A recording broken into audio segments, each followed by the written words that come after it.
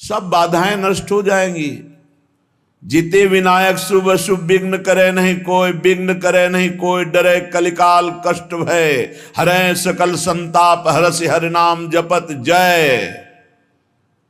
प्रतिपल तू नाम जप, कोई भी बड़े से बड़ा विघ्नकारी अनिष्ट तेरा मंगल नहीं कर सकता। जिसकी जिह्वा पर नाम है तो जिते विनायक शुभ शुभ विघ्न करे नहीं कोई, क्योंकि बहुत बड़ा रक्षक नाम जिह्वा पे विराजमान है, बहुत बड़ा पहरेदार नाम है, अंगरक्षक है। नाम पाहरू दिवस निश, रात दिन जो नाम जप करते हैं उनको किसी अन्य के भरोसे, अन्य के आश्रय, अन्य की आशा पूर्ति की चाह छोड़ देनी चाहिए। तभी वो अनन्य निष्ठा वाला ये अनुभव कर पाएगा कि हर समय प्रभु हमारी रक्षा करते हैं। जो नाम जप करते हैं हर समय प्रभु रक्षा करते हैं। उपासक सोता है और प्रभु जागकर उसकी रक्षा करते हैं। गोस्वामी तुलसीदास जी की रामचरितमानस की कृति को गंगा जी में प्रवाहित करने के लिए दो ईर्ष्यालु गए तो देखा कि दरवाजे पर श्याम गौर जोरी राम लक्ष्मण जी धनुष बिल्कुल प्रत्यंचा खींचे हुए खड़े, भयभीत होकर दूसरे दरवाजे वहां भी देखा। भक्त चैन से सोता है और भगवान जागकर उसकी रक्षा करते हैं। विश्वास करे, बस आश्रय भरोसा दृढ़ करके छिन छिन नाम जप करे। नाम जप अगर जीवन में नहीं है तो जीवन व्यर्थ का जीवन है। छल कपट करके रुपया कमा लो, तुम्हारे किसी काम रुपया नहीं आएगा। खाओगे तो रोटी दाल ही, रुपया तो खाओगे नहीं। और भगवान चराचर को भोजन दे रहे हैं, कोई ऐसा नहीं कि भूखा हो। जो दो रोटी में तृप्त हो जाता है उससे दो रोटी देते हैं, जिसे 2 कुंतल चाहिए उसे 2 कुंतल का आहार देते हैं। भगवान सबको आहार देते हैं। अगर तुम मनुष्य शरीर धारण करके केवल आहार और भोग और रुपया पैसा मान प्रतिष्ठा में जीवन नष्ट कर दिया तो क्या दुर्लभता रही इस मनुष्य जीवन की। 84 लाख योनियां, ये निद्रा भय आहार मैथुन सबके है। फिर कहा गया बड़े भाग मानुष तन पावा, सुर दुर्लभ सदग्रंथन गावा, साधन धाम मोक्ष कर द्वारा, पाए न जे परलोक सम्हारा।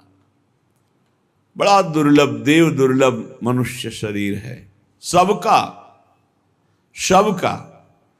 जितने मानव देह धारण किए बड़ा देव दुर्लभ, क्योंकि इससे आप जितनी ऊंचाई पर चढ़ना चाहें चढ़ सकते हैं, जितना नीचे गिरना चाहें गिर सकते हैं।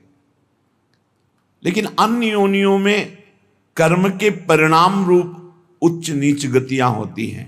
वो नवीन कर्म नहीं कर सकते, आप नवीन कर्म कर सकते हैं।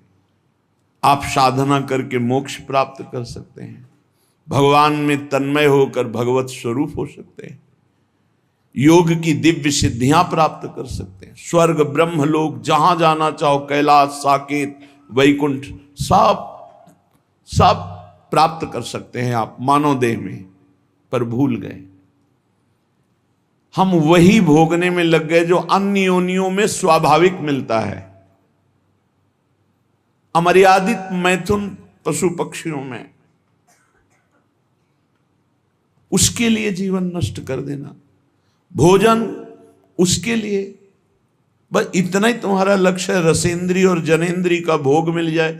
रुपया तो केवल भोग मिलता है इसलिए है, उसका कोई महत्व नहीं। वो महत्व है कि उसको हम भोग प्राप्त करने के लिए प्रयोग करते हैं, बस इसलिए रुपये में महत्व है। खास बात है रसेंद्री और जनेंद्री, इन दो के भोग। श्रीपाद कह रहे हैं, अत्यंता शुचि बीभत्स देहादौ नैव करहिचित, देहि दृष्टि प्रमादात् दप्यत्यनर्थ परंपराम। ये बड़ा गंदा शरीर है, बड़ा गंदा शरीर है। क्या इसमें देव दुर्लभ कहा गया है, पर देवताओं में ऐसा नहीं होता। और निकल जाए तो सौरभ से वातावरण युक्त हो जाएगा और आपके शरीर के हर जगह से दुर्गंध आती है, क्योंकि मलमूत्र बनाता है। विनमूत्र श्लेष्म पूषादिक भरितमिदम, इसमें क्या भरा हुआ है? मलमूत्र श्लेष्मा, गंदी चीजें। ऊपर से चमड़ी चिपकी हुई है, उससे आकर्षण होता है। अत्यंता अशुचि, बड़ा अपवित्र है। चाहे जहां स्नान कर लो, चाहे जिस तीर्थ में, एक रेशम के थैले में विष्ठा और मूत्र भर लो थैली में, और ऊपर से उसे कहीं भी डुबाओ, तो ये रहस्य जानने वाला कि इस थैले में क्या भरा है, वो कभी उसे छूना नहीं चाहेगा। चाहे जिस पवित्र स्थान में उसको गोते लगा के लाओ, यही लगेगा यह पवित्र है। इसलिए श्रीपाद करें अत्यंता अशुचि बीभत्स घृणास्पद और अपवित्र। क्यों? यही मलाशय मूत्राश्रय है, ऊपर से चमड़ी केवल है। हम नहा लिए तो बोले हम पवित्र हो गए, वो है अंदर। पवित्र तो हो गए जब भगवान का चिंतन होगा। अगर भगवान का चिंतन नहीं तो आप कहीं भी पवित्र नहीं हो सकते। बाह्य और भीतर पवित्रता भगवान की स्मृति से है।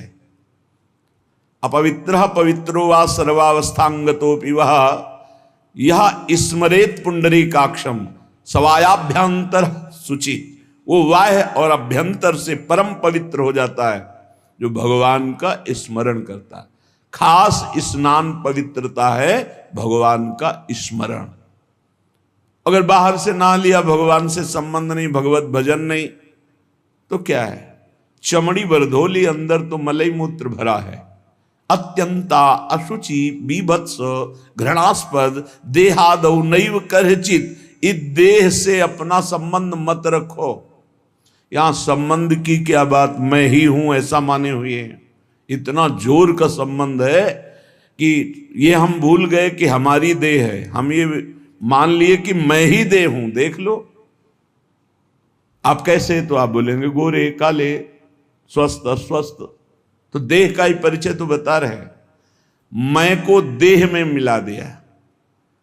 मेरा तो चलो थोड़ा दूरी करके वर्णन हुआ, लेकिन मैं ही शरीर हूं, बस यही भावना। कितना घोर अज्ञान अंधकार छा गया। कह रहे देहादौ नैव करचित।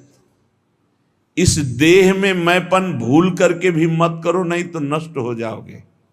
क्या नष्ट हो जाओगे? बोले सर्वात्मार्थोर्विघ्नम कलय यदि मनोयोषिताम भावनिघ्नम। तुम्हारा परम मंगल होने के लिए मानव देह मिला और तुमने अपने को देह मान लिया, स्त्री मान लिया, पुरुष मान लिया। भोगों के लिए मन ललचाएगा, क्योंकि देह भाव में भोग है। भगवत भाव और ब्रह्म भाव, दास भाव, सख्य भाव, कांता भाव, इनमें कहीं काम नहीं है। ये जो सिद्ध भाव है इनमें काम नहीं। देह भाव में ही सारी कामनाएं विकार हैं। अगर तुम इस अपवित्र देह में मैं को मिला दिया तो इसका परिणाम होगा बार बार जन्म, बार बार मरण, अशांति, चिंता, शोक, दुख, ये सब प्राप्त होगा। सर्वात्मार्थोर्विघ्नम, ये परम आनंद में भारी विघ्न है शरीर। कब? जब मैं को शरीर में मिला दिया। अगर मैं को अलग करके देख रहे हो जो है, और शरीर को अलग करके देख रहे हो, तो आप इस पर शासन कर लोगे। नहीं, ये गलत आचरण है, नहीं होने दूंगा। और मैं जब शरीर बन जाओगे तो आपको सुख बुद्धि होने के कारण ये ज्ञान होने पर भी कि ये गलत है, आप नहीं रोक पाएंगे। सर्वात्मार्थोर्विघ्नम, केवल विघ्न ही विघ्न होगा, भारी दोष। शरीर राग से इतने दोष पैदा होते हैं, जितने ग्रंथ और पंथ हैं सब इसी के हटाने के लिए है, शरीर राग मात्र के लिए। शरीर राग से अन्य राग सब हैं, एक दो भाई, खेती का बंटवारा हो रहा है, कुछ हाथ खेती बड़े भाई वाले खेत में ज्यादा है। लड़ाई शुरू हुई, छोटे भाई ने मार डंडो बड़े भाई को मार डाला, छोटा भाई जेल गया। खेती वैसे ही पड़ी है। माया का नाटक तो देखो, एक का दिव्य मानव देह जो भगवत प्राप्ति कर सकता था वो मारा गया, एक का जेल प्राप्त हो रही, दोनों अज्ञान की दशा में जीवन को नष्ट कर दिए। एक कथा, पूरा संसार इन्हीं वासनाओं के खेल में, सर्वात्मार्थोरु विघ्नम, जहां मैं को शरीर में मिला दिया गया, इतनी कामनाएं प्रकट हो गई, वासनाएं प्रकट हो गई, इतना अहंकार प्रकट हो गया कि विघ्न ही विघ्न, पूरा जीवन अशांति। अध्यात्म के बिना स्वप्न में भी कोई शांति प्राप्त नहीं कर सकता। चाहे जितना रुपया कमा लो, चाहे जितने अरबों की संपत्ति एकत्रित कर लो, तुम अशांत रहोगे, तुम चिंता युक्त रहोगे, तुम दुख युक्त रहोगे, तुम मृत्यु से भयभीत रहोगे और बार बार तुम्हें जन्मना मरना पड़ेगा। अध्यात्म के बिना कुछ भी प्राप्त हो जाए। ऐसे ऐसे राजा हुए जिन्होंने विश्व के माने हुए वैद्यों को पास रखा, विश्व की औषधियां रखी, बड़ी बड़ी व्यवस्थाएं रखी कि एक जरा सी छींक हो कि हजारों प्रकार की औषधि, वो भी मर गए।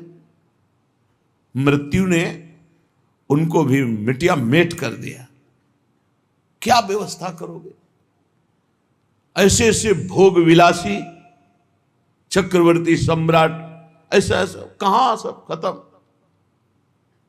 भूल मत करो, मैं को शरीर में मत मिलाओ। ये जो मिल गया है इसी को हटाना है। जड़ चेतन ग्रंथि पड़ गई, यद्यपि मृषा छूटति कठिनाई। निघ्न दुष्टेन्द्रियाणि प्रसभ मुदय भांज युद्यतामर्षदंडई। तुम अपनी इंद्रियों को दुलार करके उनके प्रसन्न करने के लिए उनको छूट दे देते हो, जाओ भोगो, वही तुम्हारे को बंधन प्राप्त कराती है। यद्यपि मृषा छूटति कठिनाई, जलन पैदा की, ऐसा क्यों किया, कभी नहीं करूंगा, फिर वही अज्ञान, बार बार नहीं करूंगा और बार बार वही करते, फिर भगवान दंड विधान कर देते हैं। एक दो बार तुमसे गलती हुई, क्षमा याचना की, या बहुत गलतियां हो गई, सत्संग सुना, बुद्धि पवित्र हो रही, अब लो नशानी अब ना नशइयो, तो भगवान कृपालु है, वो कह रहे अहम त्वाम सर्व पापेभ्यो मोक्षयिष्यामि मा शुचः।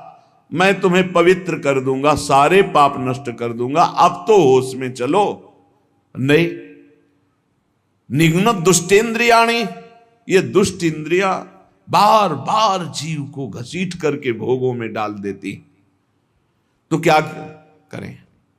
गुस्सा करो इन इंद्रियों के ऊपर, अनुमति मत दो, इनको दंड दो, उपवास करो, नाम का दंड दो, खूब नाम जप करो, परेशानी पैदा, परिक्रमा लगा, निकल जाओ गिरिराज जी की परिक्रमा में, 5-7 घंटे नाम जप करते हुए पूरी परिक्रमा, आराम आराम से, दौड़ने की जरूरत नहीं, 5-7 घंटे में आराम आराम से नाम जप कर देखो। अगर तुम्हारा उसी समय दिमाग परिवर्तन न होने लगे तो बताना। पर इंद्रियों को छूट देकर मनमानी भोग वासना में लगाते तुम्हारा नाश कर देंगी, पतन कर देंगी। रामाख्या कालकूटादपि विषम तमा भाति साधयु धारा। ये भगवान श्री हरि की माया के द्वारा रचा हुआ ऐसा बगीचा है संसार कि इसका मनोरंजन करने का मन हो ही जाता है। और जो मनोरंजन में फंसा हुआ आज तक नहीं निकल पाया, जब से सृष्टि हुई आज तक इस जादू के बगीचे से नहीं निकल पाया। कहीं न कहीं वो कंचन कामिनी कीर्ति, कहीं न कहीं वो फंसा मिलेगा। अगर आप इसे मैं को शरीर से हटा दें तो आप जीत जाए। जब तक अपने को पुरुष स्त्री मानेंगे, मैं को शरीर में मिलाए रखे, तब तक कुछ भी साधन कर लो, सवाल हल नहीं होगा। और यह होता है स्वीकृति से। स्वीकृति से बड़ा परिवर्तन सूक्ष्म शरीर पर पड़ता है आपकी स्वीकृति का। जैसे हम पहले सन्यास में थे तो स्वीकृति हो गई कि अब सन्यासी, तो स्वप्न में अपने को सन्यासी ही देखते थे। अब जब स्वीकृति हुई, मैं श्री जी के चरणों का दास, अब स्वीकृति, तो इस सूक्ष्म शरीर स्वप्न में यही दर्शन कराता है। जब स्वीकृति हुई, मैं श्री जी की सहचरी, तो उस स्वीकृति में ना ये भेष होगा, ना पुरुष शरीर होगा, वही स्वीकृति। स्वीकृति कर लिया मैं स्त्री मैं पुरुष, इसी स्वीकृति में सारे दोष बैठे हुए हैं। स्वीकृति कर लिया मैं प्रभु का दास, इसी स्वीकृति में आपको निर्दोष करने की सामर्थ्य मिलेगी। पूर्ण निर्दोष अवस्था इसी में। आपकी स्वीकृति कमजोर है। आपसे एक शब्द में कहें तो पूरा खेल स्वीकृति का है। वेदांत केवल तुम्हारी स्वीकृति को बदलता है। कौन हो तुम? बोले तुम ब्रह्म हो, तत्त्वमसि। तत् वह जो परमात्मा तत्व है, त्वम असि तुम ही हो। स्वीकृति करो। बोले अहम ब्रह्मास्मि, अहम ब्रह्मास्मि, मैं ब्रह्म हूं। स्वीकृति। तो बोले अहम ब्रह्मास्मि, अहम ब्रह्मास्मि, तो क्या हुआ? बोले ब्रह्मविद ब्रह्मयु भवति, वो ब्रह्म हो गया।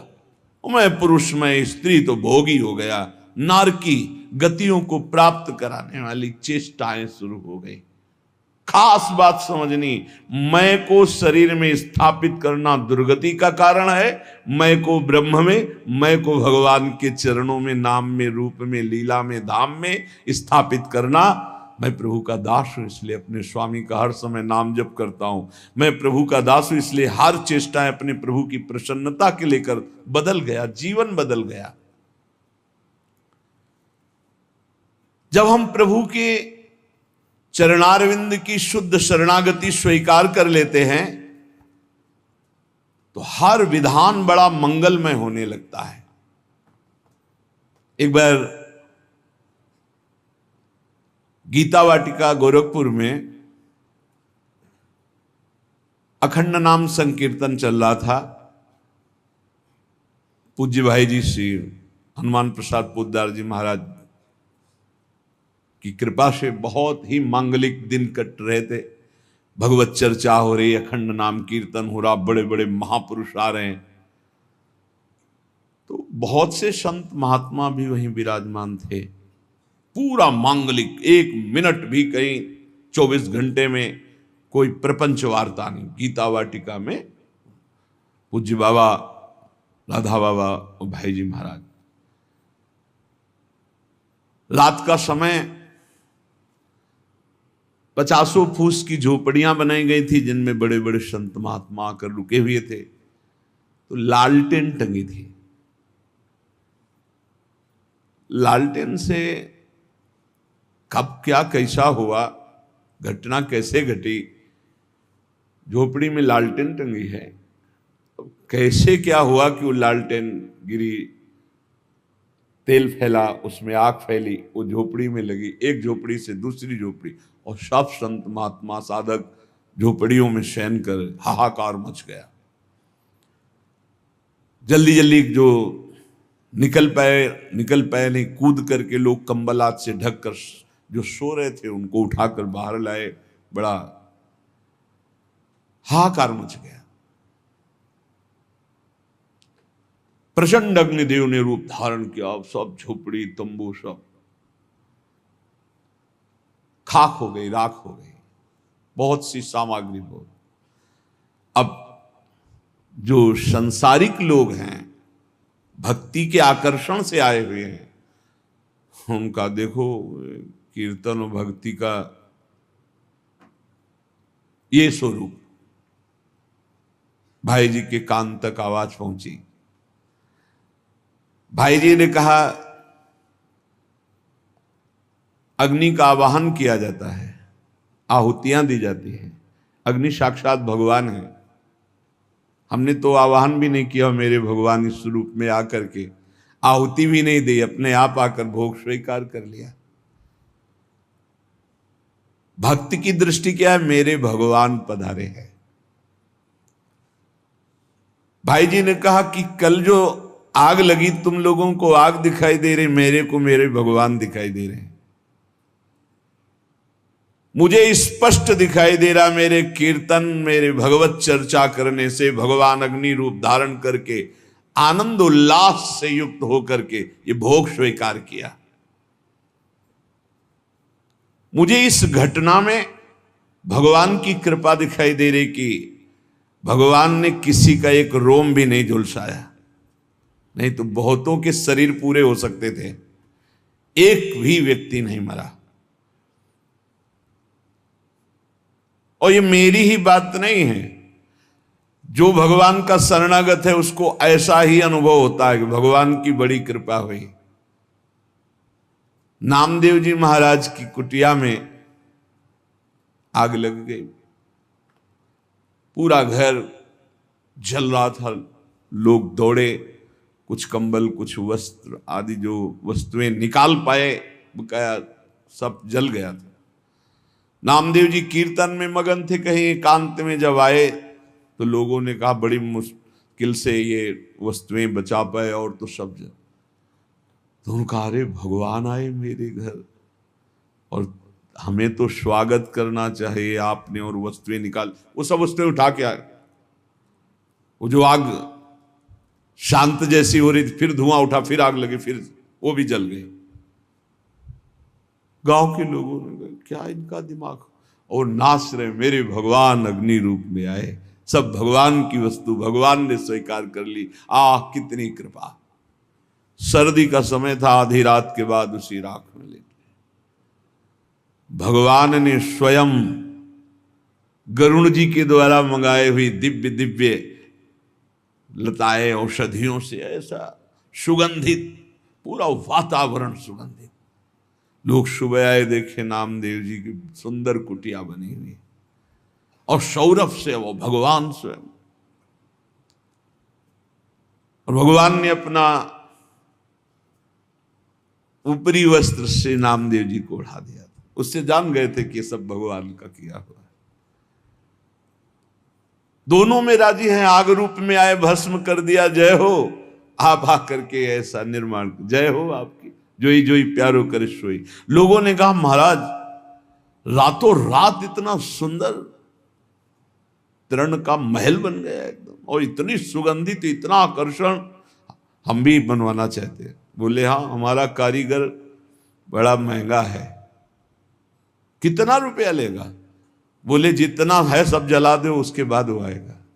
अपने घर फूंक तमाशा देखे तब हमारा कारीगर आता है, एक भी नहीं बचना चाहिए। आसक्ति और राग का विषय। भाई जी महाराज बोले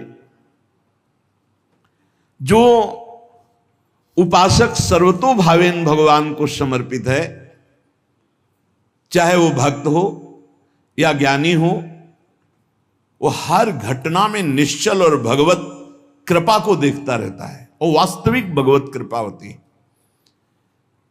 याज्ञवल्क्य जी जनकपुरी जब आते तो वेदांत चर्चा बहुत सुंदर होती। तो जब याज्ञवल्क्य जी आते तो बड़े बड़े ऋषि मुनि साधक सिद्ध सब उपस्थित होते कि जरूर कोई न कोई गूढ़ चर्चा होगी। पर जब तक जनक जी नहीं आते थे तब तक वो चर्चा नहीं शुरू करते थे, पूरी सभा भरिए इंतजार करते। जब जनक जी आते तब चर्चा। तो कई ऐसे महापुरुष जिनको लगा कि ठीक है जनक जी विदेह राज हैं, पर ऐसा नहीं कि और किसी की ज्ञान में स्थिति नहीं। जब तक जनक जी नहीं आते तब तक तो कहा कि अन्य श्रोता भी तो हैं याज्ञवल्क्य जी से, पर आप जब जनक जी आते हैं तभी शुरू करते हैं आप चर्चा। क्या हम ऐसा समझ सकते हैं कि आपकी ममता जनक जी पर है? क्योंकि समता में तो जब सब बैठे हैं तो शुरू कर देना चाहिए। जब जनक जी आएंगे तभी तो हम क्या है समझ सकते हैं, क्योंकि ज्ञान से भरपूर बड़े बड़े ब्रह्म ऋषि बैठे रहते हैं। ऐसा नहीं कि जो जनक जी को ज्ञान और किसी को है ही नहीं। तो इसका मतलब लगता है याज्ञवल्क जी के अंदर कहीं ना कहीं ममता है, कहीं ना कहीं मोह है जनक जी के प्रति। परम योगी याज्ञवल्क जी थे। उन्होंने एक दिन सत्संग चल रहा था, पूरी जनकपुरी में आग लगा दी योग बल से। सूचना आई जनक जी, महाराज की जय हो, पूरे मिथिला नगरी आसपास से अग्नि से घिर चुकी है, जल्दी जल्दी भागो। जो जनकपुर वासी थे वो तो भागे, आसपास बिल्कुल नजदीक अग्नि आ चुकी थी, वो योग बल से लगी हुई थी। जो ऋषि मुनि थे अपने अपने आप, कोई ब्राग चर्म, कोई हिरण का चर्म बिछाए हुए, जो मृग चर्म, कोई कुशा, कोई कंबल, सब अपने अपने समेटे याज्ञवल्क्य जी यथावत चर्चा कर रहे हैं। कोई भागा इधर, कोई उधर भागा, कोई भी वहां नहीं था, केवल जनक जी बैठे थे। बार बार मंत्री आदि, महाराज राजमहल में भी आग लग चुकी है, लगभग लगभग पूरा राजमहल जल चुका है, आप महाराज सुरक्षित होइए, आप हटिए यहां से। शांत मुद्रा में बैठे याज्ञवल्क्य जी का प्रवचन चल रहा, केवल जनक जी सुन रहे। सर्वथा निश्चिंत भाव से वो कथा करते जा रहे और वो सुनते जा रहे, स्थिर बैठे रहे जनक जी।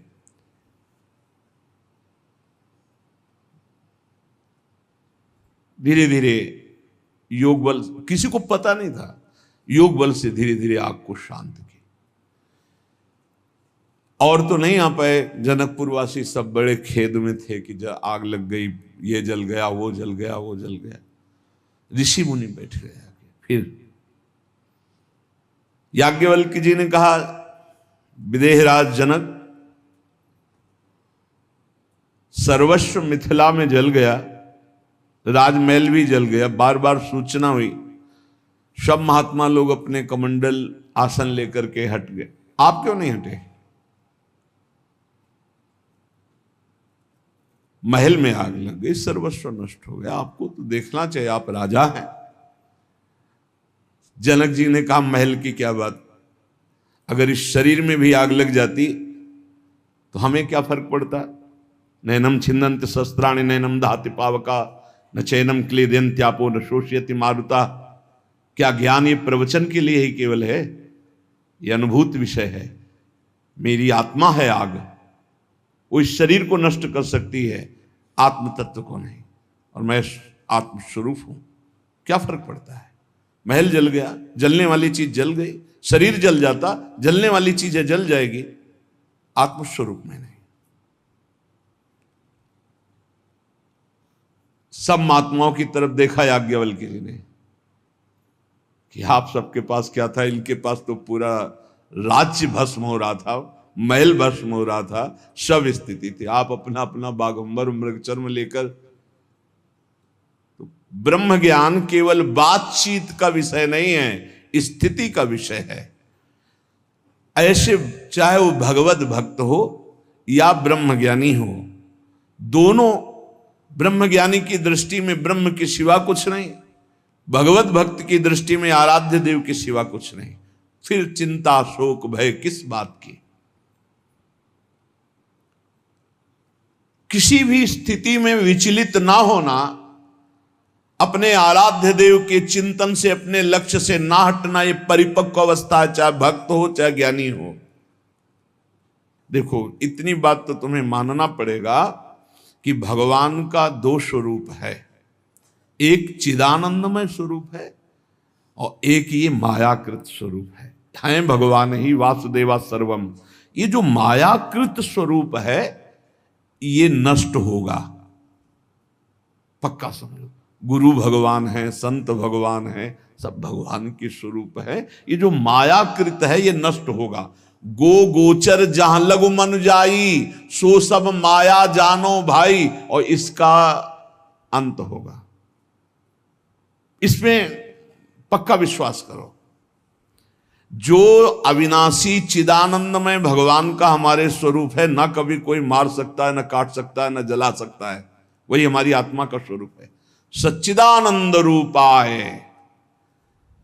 अब बाहरी तो फिर जहां हमारी मायाकृत दृष्टि देख पा रही वो जलेगा, वो नष्ट हो जाएगा, आज नहीं तो कल। भाव मानना, हम भावना करते हैं मायाकृत से मायातीत की। हमारी भावना जो मायातीत की, उसे आग नहीं जला सकती। हमारे प्रभु की महिमा को समझो। प्रभु केवल प्राकृतिक नहीं है, प्रभु केवल छवि में ही नहीं है। विश्वास करो, वो तुम्हारे हृदय में, तुम्हारे भाव में भी है, वो छवि में भी है, वो चराचर जगत में कहो सो कहां, जहां प्रभु नहीं तो अग्नि में भी प्रभु है। प्रभु खेलने के लिए अगर जमीन पे गिर जाते हैं तो तुम्हें गिरना दिखाई दे, वो खेलना चाहते, खेलो महाराज, फिर उठा के स्नान करवा दिया। फिर अंग भंग हो गया कोई श्री अंग का, हम प्रभु के दूसरे नवीन रूप को, हमारी आराधना माया युक्त से माया मुक्त त्रिगुणातीत भगवान की है, इतना मानना पड़ेगा। ये शुद्ध बात तुम्हें माननी पड़ेगी कि मायातीत परमात्मा है, त्रिगुणातीत परमात्मा है, कालातीत परमात्मा जिसकी हम आराधना कर रहे हैं। वो मूर्ति भी है, वो अमूर्त भी है, वो साकार भी है, वो निराकार है, वो सबसे परे है, वो सब में भरे है। जब तक संपूर्ण तत्व का ज्ञान नहीं होता तो उपासक दुख सुख को प्राप्त होता रहता है।